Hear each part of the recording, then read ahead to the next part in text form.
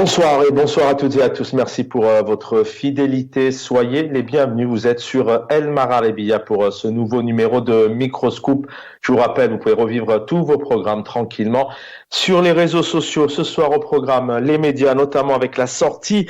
Vous allez en savoir quelques extraits. Et puis je rappelle que ces extraits-là sont officiels sur le site de l'APS, l'agence Presse Service, donc organe médiatique qui communique pour la présidence de la République. Entre parenthèses, on rappelle que normalement une agence de presse est censée vraiment récupérer des informations à travers le monde, dépêche, afin que tous les médias du monde entier puissent en extraire ce dont il a besoin, ce dont en tout cas il exprime le souhait de pouvoir le mettre sur la table dans le cadre de sa presse écrite, audiovisuelle ou encore radio. En tout cas, voilà, c'est le ministre de la Communication, Mohamed Lagab, qui a présenté aux représentants de l'Assemblée populaire un projet de loi qui, encore une fois, est passé sans aucune critique. Réaction aussi dans les médias. Quand on a un projet de loi, bien évidemment, en général, c'est l'effervescence des partis politiques, c'est l'effervescence dans la sphère médiatique.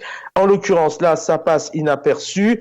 Un projet de loi donc qui représente un détail de ce qui était énoncé en général dans la loi de réglementation des médias, qui est donc entrée en vigueur, mise en œuvre donc sous les instructions du président de la République, nous dit ici le ministre de la Communication. Le projet permet également aux citoyens d'obtenir des informations honnêtes qui servent à la nation, des informations honnêtes, intègres, réelles, c'est-à-dire une démocratie médiatique. Un projet de loi qui sert à combler de nombreuses lacunes qui ont entaché la législation sur les médias dans le passé, afin de donner une base juridique à la pratique des médias. On viendra sur la liberté des médias, bien évidemment, dans quelques instants. Renforcer la pensée démocratique et pluraliste en Algérie au niveau des médias, à la lumière des évolutions technologiques, entre autres, en tenant compte de la réalité du secteur, bien évidemment. Presse étrangère, l'obtention d'une licence délivrée par le ministre de la Communication, pour vous dire que la liberté aussi, là, elle se pose. C'est une presse étrangère, on a envie de participer, il faut faire appel au pouvoir donc algérien. Le projet qui prévoit également la création d'une autorité chargée de contrôler cette presse écrite et électronique et les missions qu'elle devra accomplir. Bien évidemment, d'un autre côté, en deuxième partie d'émission, avec nos invités, juste 2-3 extraits rapidement, puisque place aux invités, les droits et les libertés. Le ministre de la Justice, Abdelrachid Tabi, a fait une réelle sortie, encore une fois. Vous allez voir ici encore que le pouvoir algérien n'y va pas de main morte. Il est toujours bien dans ses baskets et il dit les choses clairement, sans faire son mea culpa, sans essayer de prendre en compte toutes les critiques en termes de droits de l'homme dénoncées par les ONG, les penseurs, les chercheurs, l'ONU depuis plusieurs années, des militants, des analystes, des observateurs.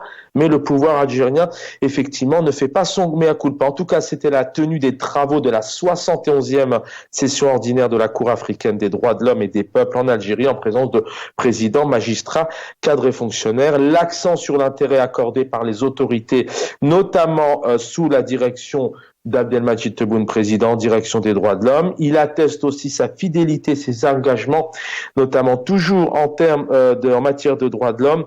Et aussi le ministre, il a félicité, et oui, la Cour africaine avec tous ses représentants pour les efforts déployés en matière de protection des droits de l'homme et des peuples dans le continent africain. Effectivement, le ministre ici, notamment de la justice, qui est aussi très critiqué au niveau de la justice, au niveau des droits de l'homme, s'est permis, lui, de féliciter vraiment ses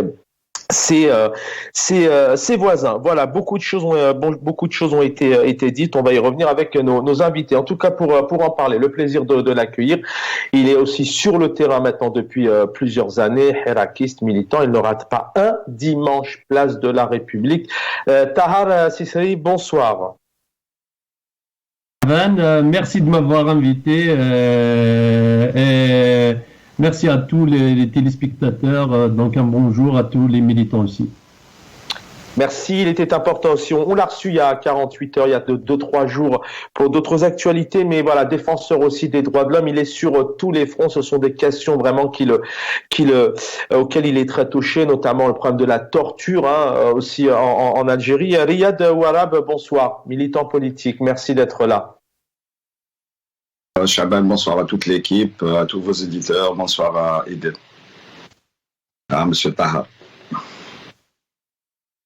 quelques instants, normalement, Jamel Gessoum, ancien candidat, voilà, investi aussi en politique, qui nous donne un peu son avis. Je vais commencer par vous. On va commencer effectivement par cette sortie hier du ministre notamment de la justice, hein, qui revient sur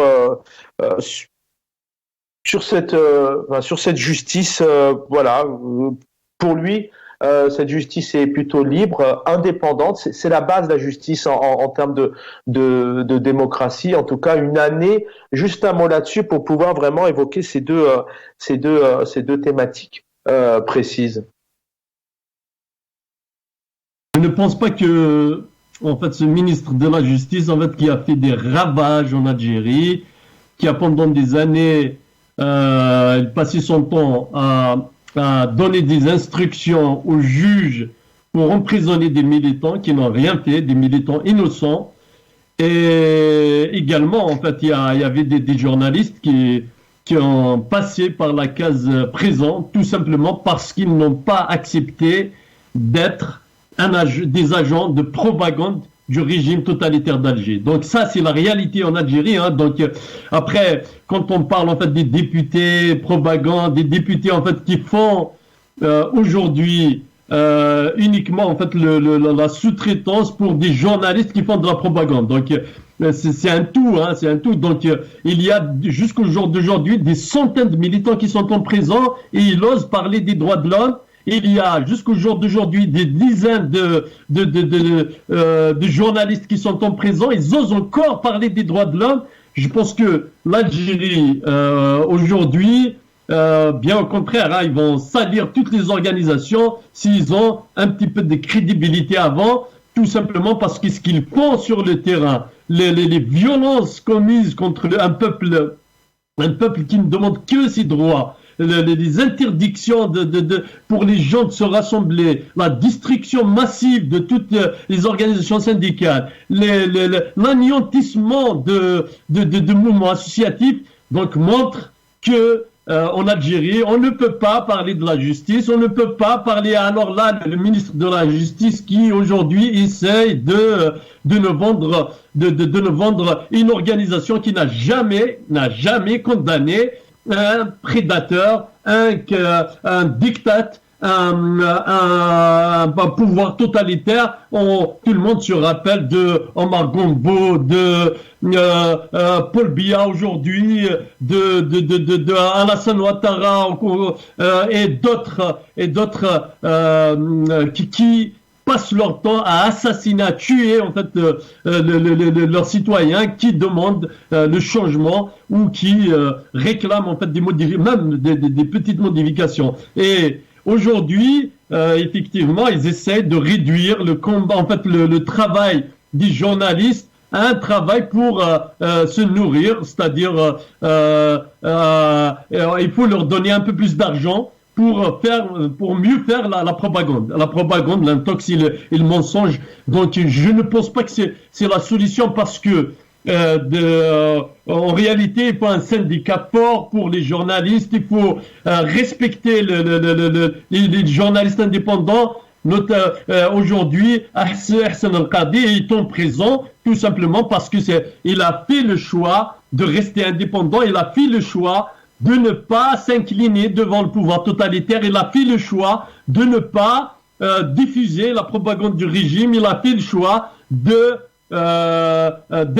un ami du peuple et de dire la vérité sur tous les événements qui se passent sur le terrain et rester fidèle à un principe phare, en fait, à l'éthique, parce que un journaliste sans éthique, c'est une machine de guerre contre son peuple, et donc c'est une machine de guerre contre les intérêts du peuple. Et donc aujourd'hui, il ne peut pas parler ni du journalisme ni de la justice parce que on va y revenir au niveau la justice en emprisonnant des militants innocents et ils ont piétiné le métier du journaliste en faisant de la propagande, l'intox et du mensonge, le seul moyen vous allez avoir le temps de revenir à Tal, si c'est bien évidemment. Riyad, voilà, avec nous ce soir. On revient effectivement sur le ministre de la Justice, Abdelrachid Tabik, d'ailleurs, qui s'est exprimé en termes de justice aussi. Il est juriste, hein, il y a quelques jours pour notamment l'ouverture de cette année juridisme. Mais c'est vrai qu'il y a des mots comme ça qui reviennent. On atteste sa fidélité, ses engagements sur les droits de l'homme, notamment. Il revient ainsi sur les conventions ratifiées par l'Algérie. Il s'est aussi, je le rappelle, il a félicité vraiment tous les efforts qui ont été déployés par ses voisins.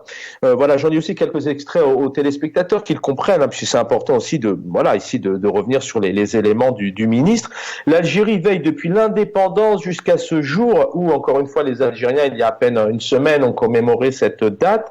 L'Algérie veille depuis l'indépendance jusqu'à ce jour à exprimer et mettre en avant l'importance de l'action commune en matière toujours de respect et de promotion des droits de l'homme. Quelle analyse vous faites lorsque vous entendez, vous ici, un ministre et puis un pouvoir qui depuis plusieurs mois maintenant, plusieurs semaines, via effectivement certaines presses, via l'APS, vraiment insister sur ce citoyen au cœur de l'action, ce citoyen au cœur de la politique de Tebboune, et puis ces annonces qui sont faites, mais vraiment sans se remettre en question, alors qu'ils sont plusieurs à dénoncer, j'en parlais tout à l'heure, à dénoncer les droits de l'homme en Algérie. C'est ce que disait le ministre de la Justice qui était avant celui-ci. C'est ce que disait Tayeb Belaïz aussi, c'est ce que disait Louh. C'est ce que disaient tous les ministres de la Justice qui sont passés, ils sont devenus ministres dans la façade civile de ce régime. C'est toujours le même discours, c'est toujours le même refrain, l'indépendance de la justice est consacrée chez nous. Or que la réalité, elle est totalement, exactement l'inverse. La justice n'est qu'une administration chez nous. C'est pas une institution. C'est une administration qui est au service du pouvoir. Elle est instrumentalisée pour réprimer la population, pour étouffer les affaires de corruption. Elle est instrumentalisée pour un tas de choses, mais sauf la justice. Il n'y a pas de justice chez nous. Il n'y a pas ce pouvoir qu'est la justice n'existe pas, puisque le juge en Algérie n'est pas indépendant. Il dépend directement d'une administration et on le voit tous les jours. Le citoyen algérien le voit tous les jours depuis des décennies. Le Hagra, le citoyen, quand il est devant un juge, il a peur que ses droits ne soient pas respectés. On sait que arriver devant un tribunal, c'est l'aléatoire. Si on n'a pas shkara, si on se défend pas d'une façon vraiment acharnée, correcte, et que c'est les aléas. On peut tomber sur des juges corrompus où il faut lui verser des pots de vin, et c'est ce qui arrive très très souvent un peu partout en Algérie. Dans les tribunaux algériens, il n'y a pas de justice. Il y a des immeubles, il y a les habits d'un juge, il y a des gens qui sont là, qui jouent une pièce de théâtre qui ressemble à celle qu'on peut jouer dans un théâtre, tout simplement pour décrire une salle d'audience, mais il n'y a pas de justice. Il n'y a pas de justice. Ça me rappelle ce qu'avait dit le Moudjahid Bourga quand il s'est retrouvé devant un juge. Le juge a commencé à débiter les accusations. Bourga a dit moi je te reconnais pas. Je reconnais pas ton autorité, je reconnais pas la justice algérienne, parce que tout simplement le pouvoir qui est en place n'est pas légitime. Il n'est pas issu des urnes. C'est pas la légitimité populaire qui a installé ce gouvernement ou ce président. Donc je reconnais pas cette justice. Alors pour revenir un peu, oui. Combien d'affaires en justice ont été ouvertes et classées dans les tiroirs? Oui, justement, par rapport à ça, vous gardez la parole. je sais qu'aussi vous êtes très proche un peu de la situation des détenus dits d'opinion politique, c'est-à-dire ces personnes qui s'expriment, et ils sont malheureusement très très nombreux, soit en tant que journalistes, soit en tant que on va en parler d'ailleurs dans quelques instants des médias avec le ministre de la Communication qui a fait pas mal d'annonces aussi. Hein. Voilà, restez avec nous vraiment, vous allez voir, vous serez pas peut-être déçus de l'émission, que le journalisme citoyen est une arnaque par exemple, mais on va revenir dans un instant. Mais la situation, quelques mots sur la situation, notamment, même si vous vivez à l'étranger, mais vous suivez ces dossiers avec précis, ils sont encore très nombreux à être derrière les barreaux. Et là, on parle vraiment des détenus d'opinion, des personnes dont on connaît le fait qu'ils soient arrêtés et qu'ils soient aujourd'hui en attente même limite de rencontrer un simple avocat parce qu'ils se sont soit exprimés sur Facebook ou dans le cadre de manifestations. Les détenus d'opinion en Algérie sont la preuve que la justice algérienne n'est pas libre. Brahim Lalami est en grève de la faim depuis plus de 90 jours. La personne co-détenue qui l'a accusé a déclaré lors de l'audience qu'il a été torturé, qu'il a été frappé pour qu'il accuse Brahim Lalami. Ce témoignage n'a pas été pris en considération par le juge. Qadi Hassan, il est en prison. La Cour suprême a confirmé sa condamnation à 5 ans de prison pour délit d'opinion. Il a juste exprimé une opinion. Et combien d'autres journalistes, je pense à Jamil Aloukil, je pense à Mostafa Benjema qui est toujours en prison, il n'a pas été relâché, il est toujours en détention. Je pense à Jamil Aloukil et à beaucoup d'autres journalistes qui sont réprimés, qui sont soit en prison, soit sous la menace d'être emprisonnés avec toutes les convocations, et tout le stress que ça provoque, istid'a, ta'jil, convocation, report et ainsi de suite. C'est un travail entre guillemets psychologique c'est un traitement qu'on inflige à des gens totalement innocents et avec l'accusation d'aimer son pays. Réellement, c'est ça l'accusation en fait. C'est aimer son pays et c'est pour ça qu'ils sont en prison. À ce jour, plus de 250 détenus d'opinion en Algérie, des détenus des années 90 qui n'ont pas aussi qui n'ont pas bénéficié d'une vraie justice. Ils n'ont aucun recours. Ils croupissent en prison pour certains depuis plus de 30 ans. Depuis plus de 30 ans pour certains. Le Mosalah al-Wataniya qui a été faite lors de l'accession au pouvoir du nommé Bouteflika en 99, il a fait le Mosalah al-Wataniya, en fait, la réconciliation nationale, en fait, elle a étouffé les voix des pauvres, elle a étouffé les voix des gens qui sont injustement incarcérés. Tous ces gens qui sont en prison sont la preuve vivante que ce pouvoir, que cette justice, elle est à la solde d'un pouvoir. Et quand on voit les gesticulations de la façade civile de ce pouvoir, je serais tenté de dire qu'au contraire, le pouvoir n'est pas droit dans ses godasses. Il vacille, il a peur, il essaye avec toutes les manières de gigoter, de réprimer le peuple parce qu'il a une peur bleue que le Hirak revienne, que les manifestations du Hirak reviennent, parce qu'il sait que ça sera le coup de grâce, le coup qui va finir. On va en parler aussi ce soir.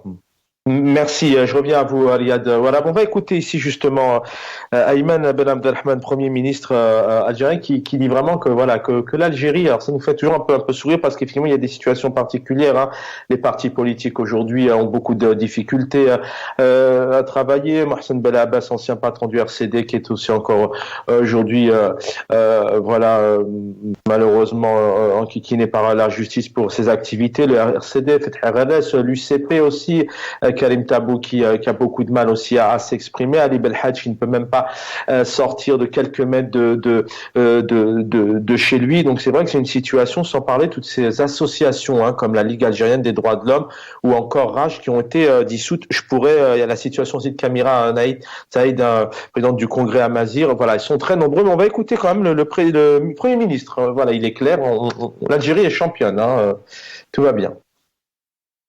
تعتبر التجربة الجزائرية في مجال ترقية وحماية حقوق الإنسان من التجارب الرائدة على المستوى الإقليمي والدولي، وقد تم تعزيز هذه التجربة من خلال الإصلاحات الهامة التي كرسها الدستور الفاتح من نوفمبر 2020، وتم تجسيدها من خلال حزمة من النصوص التشريعية والآليات المؤسساتية والتنظيمية الجديدة التي تم وضعها، والتي عززت من مطابقة منظومتنا الوطنية مع المواثيق الدولية والإقليمية لحقوق الإنسان التي كانت بلادنا من البلدان السباقة للانضمام إلى جلها، وكذا مع الممارسات المثلى المعمول بها في هذا المجال.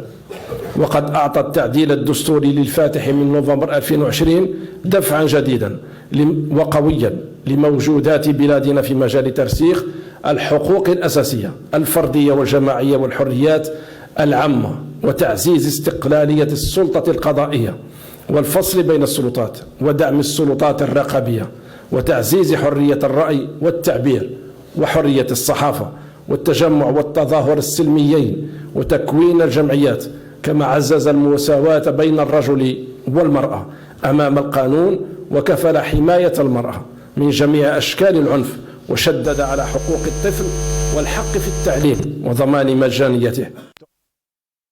Tahar Sisri, on vient d'avoir effectivement un aperçu, et vous auriez pu le faire aussi, un peu de cette situation des droits en Algérie. Mais bon, là, on a un parterre de personnalités quand même qui se sont réunis pour notamment cette 71e session, je le disais, ordinaire de la Cour africaine des droits de l'homme. On sait que la diplomatie algérienne, ses relations, manque de crédibilité, manque de sens. C'est un pays qui est assez critiqué à tous les niveaux. On pourrait faire la liste vraiment de différents champs, du militant qui est chez lui et qui essaye de dénoncer les choses jusqu'à des hauts commissaires ou des patrons de l'ONU. Mais on a tout de même un pouvoir qui est, je le disais, on a l'impression que dans ces mots, les choses passent. C'est que les gens ont une méconnaissance. Est-ce que ça bouge d'abord? Est-ce que tout le boulot que vous menez aussi, les avertissements que vous faites, ce que vous dénoncez, malgré qu'il y ait un pouvoir en Algérie qui est vraiment bien dans ses baskets et qui pour lui tout va bien, est-ce que tout de même ça avance? C'est un soutien, un soutien important, notamment le travail que vous menez pour dénoncer ce qui se passe réellement. De toute façon, le pouvoir totalitaire d'Alger n'arrive plus à convaincre. Hein. C'est pour ça qu'ils insistent.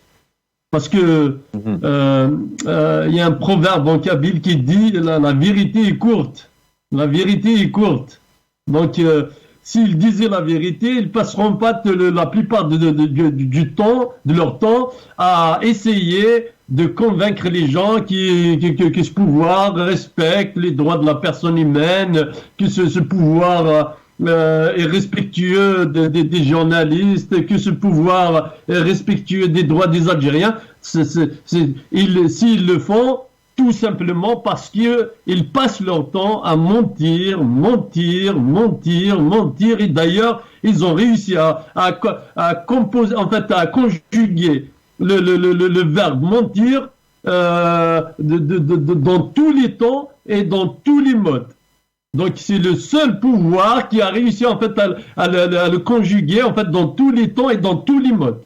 Et si on peut, en fait, moi, si je peux qualifier en fait ce pouvoir, c'est un pouvoir en fait de personnes. Je ne sais pas comment ils ont réussi à choisir en fait des personnes qui sont capables de mentir et ils finissent toujours par croire à leurs mensonges et ils les défendent avec force comme des vérités absolues.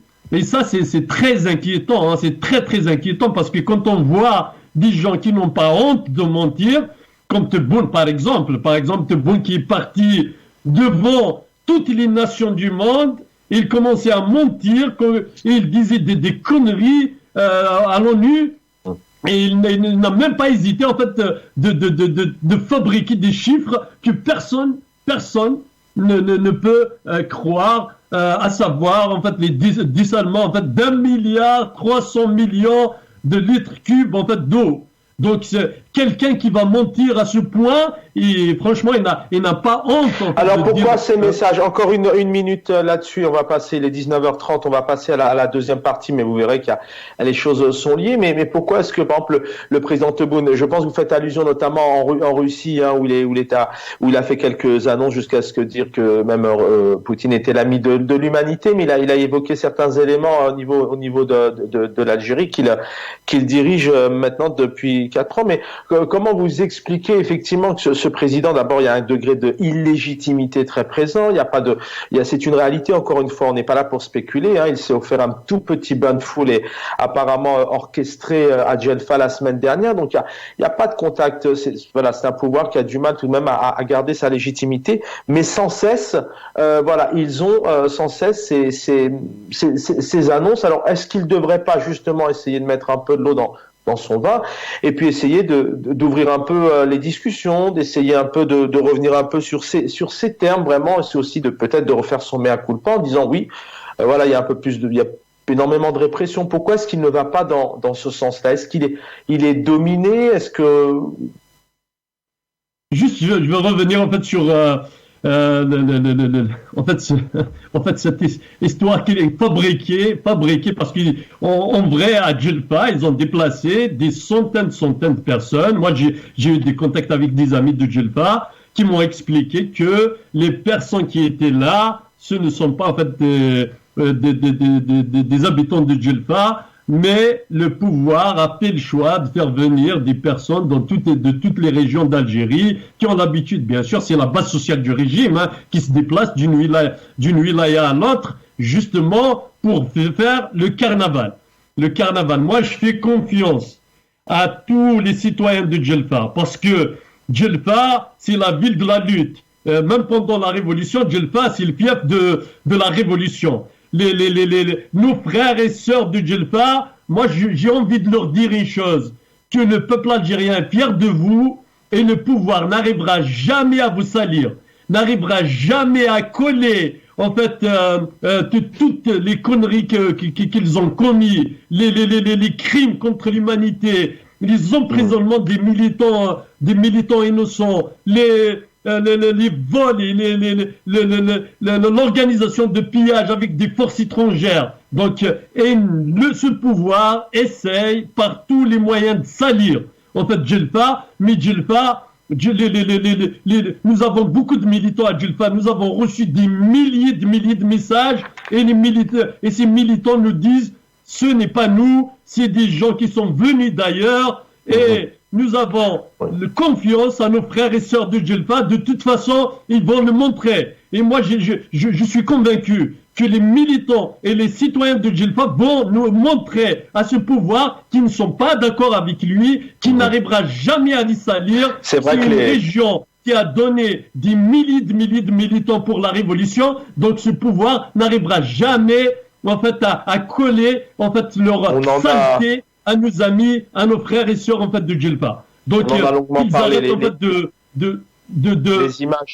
Les images ont parlé d'elles-mêmes et c'est vrai qu'on en a, comme vous le savez, sur Elmar Rabia, on laisse l'impatient, on essaie de tout décrypter et de tout comprendre. Puis il était normal de revenir sur cette sortie comme ça, inattendue, plus de 4 ans et demi, plus de 4 ans après, comment Abdelmadjid Tebboune, accompagné, on le rappelle encore une fois, de son chef d'état-major, mais on en a longuement parlé. Effectivement, on continue l'actualité. On va écouter ici, alors justement, le ministre, d'abord sur ce premier sonore qui dit clairement que le journaliste citoyen est une arnaque au moment où le journaliste citoyen, c'est celui c'est monsieur ou madame tout le monde qui va se retrouver devant une actualité, qui va commencer à filmer, qui va commencer à donner des informations concrètes. C'est peut-être même ça, le journalisme de terrain en live, et c'est pour une grande partie du monde. C'est complémentaire, mais pour le ministre, c'est plutôt une arnaque. Bon, كما شبكة التواصل الاجتماعي خطر والمؤثرون خطر والى اخره، يعني فيها وعليها. اولا شوف ما لازمش يكون عندنا هذاك الخوف الهوسي من شبكة التواصل الاجتماعي. هي دوك اذا كاين موقع ولا خطير ولا اللي ما يكونوش 10 مش خطيرين ولا يعني كونتر الخطر هذا هو. إذا ما لازمش يكون عندنا الخوف، يعني نبالغوا في الخوف. هي هذا الذي يسمى بين قوسين إعلام المواطن. هذا إعلام المواطن أكذوبة. ما يقدرش يكون واحد مواطن ما عندوش تكون في الصحافة إلى آخره وتقول لي أنا صحفي، صحفي المواطن كيف يسموه، الصحفي المواطن. سي أكذوبة هذايا. Alors, malgré les années qui passent, les lois aussi qui s'accumulent, aussi un pouvoir très présent, hein, vraiment intervenir lorsqu'il y a un simple petit article qui ne plaît pas en fonction de ce qu'il souhaite, eh bien, le ministre ici, on va l'écouter, on donne la parole juste derrière à nos invités, que si les influenceurs sont très présents, c'est parce que nos médias, dit-il, donc les médias algériens, sont faibles. Voilà, on l'écoute et on donne la parole aux invités. نفس الشيء بالنسبة للمؤثرين. ونزيد نروح معكم لزاوية نقاش أخرى. من أين جاءت قوة المؤثرين وقوة شبكات التواصل الاجتماعي؟ منين جات؟ لا، جات من ضعف وسائل الإعلام اللي خلات الفراغ. لو وسائل الإعلام كانت قوية وما خلاتش الفراغ هذوك ما يبانوش. هذا إشكال حقيقي، وعلى هذه نعاود نقول دائما مربط الفرس وإن الإعلام لازم يدعم. Voilà, on a l'impression quand même. Riyadou Arabe, je reviens à vous. Alors, on n'arrive pas à joindre Jamel Gessouma, il était prévu, donc on vous donne l'information bien évidemment. On a l'impression tout de même que c'est aussi parfois un pays, pourtant ce sont des personnes aux hautes responsabilités, qui vivent peut-être à contre-courant au moment où effectivement le journalisme citoyen, ce sont ces personnes qui transmettent l'information et qui ont une telle importance.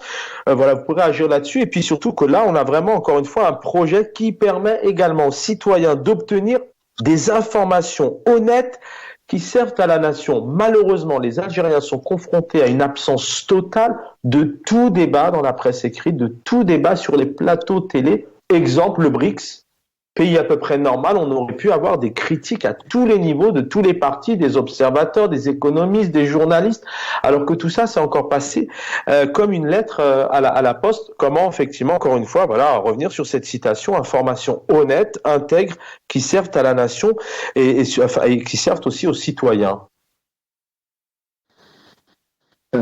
Devant le peuple algérien et devant toute la communauté internationale, le peuple algérien et le monde voient la qualité des gens, la façade civile de cette junte militaire, la qualité des gens qui sont en train de défendre cette dictature. Est-ce que c'est pas cette personne qui avait dit c'est bien cette personne qui avait dit laissons-lui 6 mois et après on va voir qu'est-ce qu'il va faire. On voit que ces gens qui vivent dans un enclos qui s'appelle Club des Pins, ou Hedra et Ben Aknoun, sont en totale déconnexion avec la population algérienne. En totale déconnexion.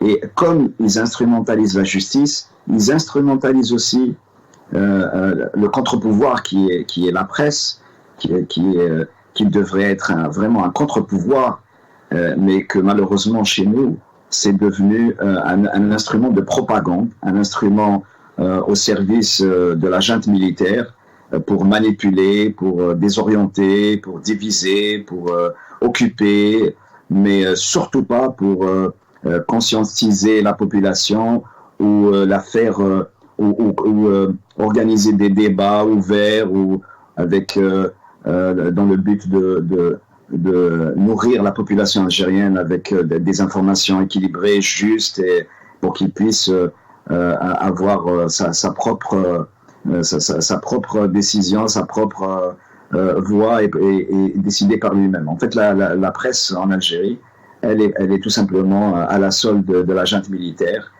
C'est la distribution de la rente publicitaire et la nouvelle loi qui a été adoptée. Et encore une fois, la preuve que ce régime n'a aucune intention d'ouvrir le champ médiatique ou encore moins le champ politique. Et il est en train juste de s'enfermer sur lui-même. Et il a peur du peuple, il a peur de sa fin qui est proche, il le sait. Et bon, après, si on veut parler aussi de la liberté de la presse, combien de journalistes ont été emprisonnés, combien de journalistes ils sont encore en prison, ou ils sont sous le coup de l'instruction judiciaire aussi, qui est très très pesante dans la vie d'une personne qui l'a subi. Et je rappelle aussi, par exemple, si on prend le classement de RSF, qui est présente chez nous en Algérie, elle classe l'Algérie à la 136e place pour l'année 2023 en matière de liberté de la presse. Elle était à la 134e place l'année dernière. C'est-à-dire que notre pays a perdu encore 2 places grâce à cette junte militaire. Et sachant que certaines actualités importantes, notamment en termes de liberté de la presse, comme notamment l'affaire, entre autres, Ihsan El-Qadi ou Mustafa Bejma d'ailleurs, ne sont pas pris en compte dans son classement. Il nous reste 12 minutes. L'affaire Boudour, l'affaire de Jamila Loki, voilà, il y a énormément d'affaires qui ne sont pas. Je reviens à vous dans quelques instants. Tahal Sisri, voilà, vous avez écouté ici effectivement à nouveau le ministre disait vraiment l'Algérie vit à contre-courant. Ce journalisme du citoyen, il est tout de même important. Et puis à la fois, malgré les moyens qui sont tout de même mis en place, enfin ces annonces qui sont faites au peuple algérien en termes de médias, on a un ministre qui dit quand même que les médias sont faibles. Voilà, avoir un peu votre analyse aussi là-dessus. Donc à la base, c'est le pouvoir qui a le plus de moyens. Ils ont des télévisions, ils ont des chaînes, en fait des journaux, en fait ils ont tout ce qu'il faut pour convaincre, pour arriver en fait à passer leur message. Par contre, aujourd'hui, on constate que le pouvoir totalitaire d'Alger n'arrive plus à convaincre. Ils n'arrivent plus à convaincre. Et ils le savent que les journalistes leurs journalistes de propagande, parce qu'ils ne font que la propagande, ne peuvent pas convaincre un peuple qui est conscient, un peuple qui a participé à la révolution de 2019. C'est un peuple conscient, c'est un peuple qui n'écoute pas et qui n'accepte pas en fait la propagande du régime, ni ses mensonges, ni l'intox. Donc aujourd'hui, le pouvoir il est complètement déstabilisé. Pourquoi ? Parce que le peuple ne le suit pas. Donc le peuple ne l'écoute pas. Donc il y a un divorce entre le pouvoir et le peuple. Donc c'est qui en fait le responsable? Donc eux, ils attaquent les réseaux sociaux, les pages Facebook, Twitter, YouTube. C'est comme si en fait ces pages de personnes qui sont autonomes et qui disent la vérité sont mieux écoutées que la propagande, la machine de propagande du régime.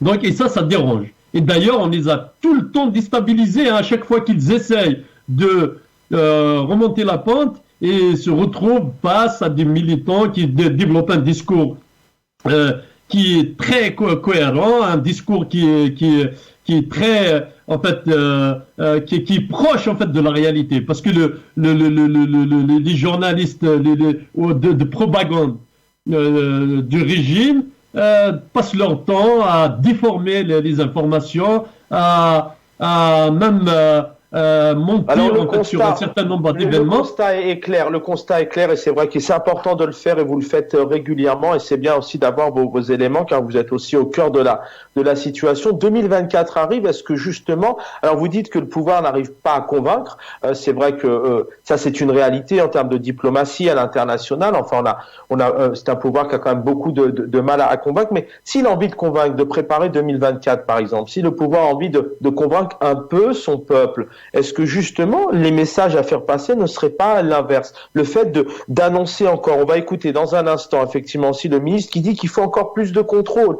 Donc ça veut dire quoi? Ça veut dire que le fait de faire de telles annonces, c'est parce que c'est quoi? En fait, ce fossé entre le peuple et le pouvoir, pour eux, c'est acté, il n'y a plus rien à en gagner, il n'y a plus rien à récupérer? Justement, parce que c'est eux, ils font le choix de contrôler en fait les médias autonomes tout simplement parce qu'ils n'arrivent plus à convaincre. Donc, ils veulent étouffer toutes les voix discordantes, empêcher tous les militants qui essayent par tous les moyens d'informer réellement les Algériens. Donc, ils veulent les détruire. Ils veulent mettre en place, comme ils ont l'habitude en fait de mettre en place des lois liberticides pour empêcher les journalistes de parler, pour fermer les pages, pour arrêter en fait la diffusion de